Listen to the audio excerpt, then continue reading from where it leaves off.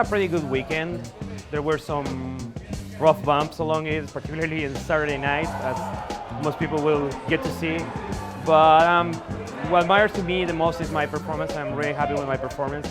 I was able to take down both King of Fighters 13 and Ultimate Marvel vs. Capcom 3 tournaments. And I'm really happy about that because I just got back to the States a short while ago, like less than a couple of weeks. So it's really good to see them in shape to already compete with some of the strongest contenders here. For me, the match was more of an opportunity to measure myself against such a player. I don't get the opportunity at all to play that kind of players, players as strong as him ever. So for me, it was a great opportunity to be able to run a long set with such a high caliber player. That's the way I look at it. And that's why during the set, I tried to test different stuff because I had really nothing. I felt like I didn't have nothing in the line. For me, it was an opportunity to learn and test stuff more than anything else. That's how I saw it. I feel that a lot of people were making more of a deal about it than I even was. And I'm really happy, like, even though it was rough what went on there, it's like none of my business. I can't really stop him from saying or doing stuff he wants. It's not something I agree with. I aim to become a professional gamer, and I believe I should have at all times a professional attitude, but that's just me. And I feel that thanks to the exhibition, I was able to learn enough to be able to take this tournament down because I had to play him both in winter finals and grand finals. And even though I lost in winter finals, I was able to run it back the whole way in grand finals thanks to what I learned. So I'm really happy about that. For me, winning Evo was definitely one of the most important moments of my life.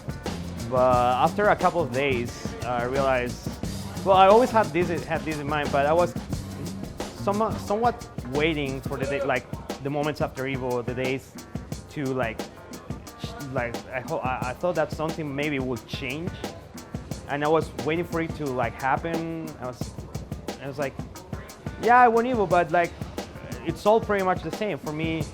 It's not as much about winning stuff as it is about becoming a stronger player. I feel tournament results are not what people should be looking for, but a measure of their progress, of how their work has helped them improve their skill level. And I was, of course, really happy that my work proved to myself that I was strong enough, disciplined enough to win an event such as Evo. But at the end, I realized it dawned on me okay, I won Evo, but that's it. It's the biggest tournament, one of the hardest to win, but it's just one more tournament, and you have to keep going. I have to keep going. There's still a lot more to do. I don't feel you need to be the best to win a tournament at all. But if you're truly the best player, you will win everything no matter what. And that's why I feel I should be aiming for, not just winning stuff. Yeah, I prefer to remain professional at all times, and if I have anything to say, let the game do the talking for me, really. I feel that's the way it should be done. Let my gameplay show the time and effort I invested into the games and their communities, and show that I'm capable of, I won't say standing toe-to-toe because I still feel there's a huge breach of skill between me and the best players, but that at least I can compete on equal terms and that I can give out a fight. Like I say, what matters to me is what happens in the game. That's what I'm worried about. Like I said, talking is cheap.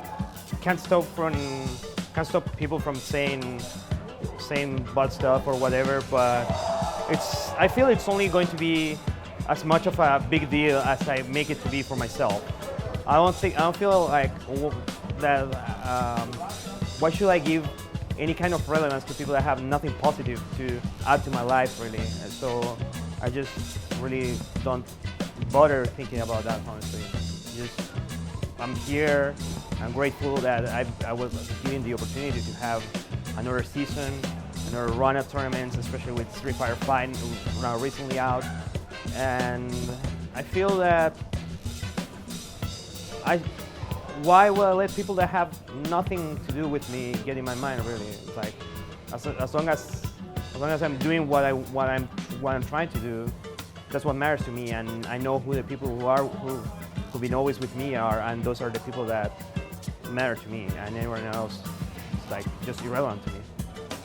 I think it depends on the people, really. I can't tell for everyone that's still playing. I still see a lot of people that are like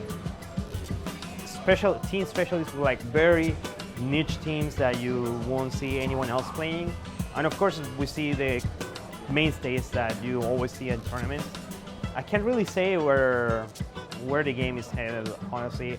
I feel that if the people that play unique teams, they're like their own compositions, are willing to put on the work to learn how to maximize what they can get out of the team, I'm pretty sure there could be a more varied field. The problem is that most people most people feel that the right way is to find what works better and go with it immediately. And that's, of course, a pretty reasonable choice.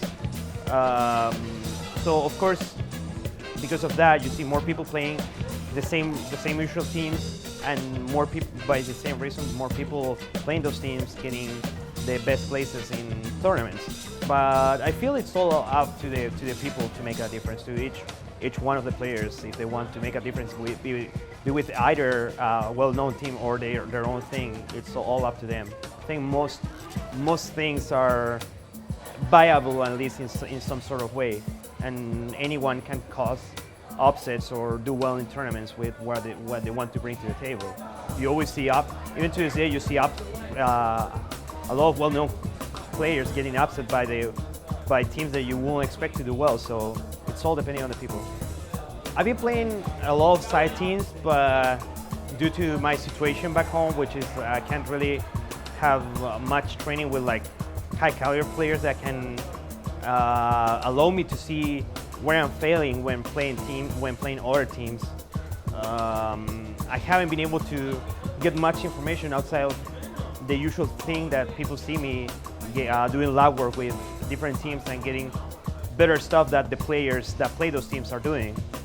But those are teams that I will definitely consider playing at some point, even in tournament.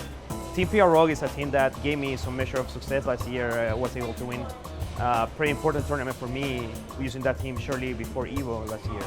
So I feel all those teams could be possibilities. It's just that, of course, on my team I spent almost 5 years. So of course I'm going to be more confident than playing that team than any other team. But I have to see what happens. I have to keep looking for options and exploring more. Everyone's doing the switch to 14 pretty much, at least at the beginning when it comes out. At the beginning, it kind of looked ugly. A lot of people were criticizing the game because of that. But what happens is that most of the people that say that forget that KOF has been a series that has never really been characterized for having being strong in the graphical apartment. Like you see when 2002 came out, the games that were around the same time were Third Strike, CVS2, MBC2, Guilty Gear XX, all games that are stunningly beautiful in compared to 2002 visuals. But none of those games keep being played nowadays. But you go to Japan, you go to Latin America, anywhere, and 2002 keeps being played. So it's definitely not. I don't feel it has to be about graphics or anything. And the graphics have been improving, certainly. I haven't been able to try the game. I watch videos. There's definitely interesting characters. It's a game I'll definitely learn and then see if there's enough competition to keep playing it, because competition is what drives me, and as long as there's competition, then I'll probably be playing it.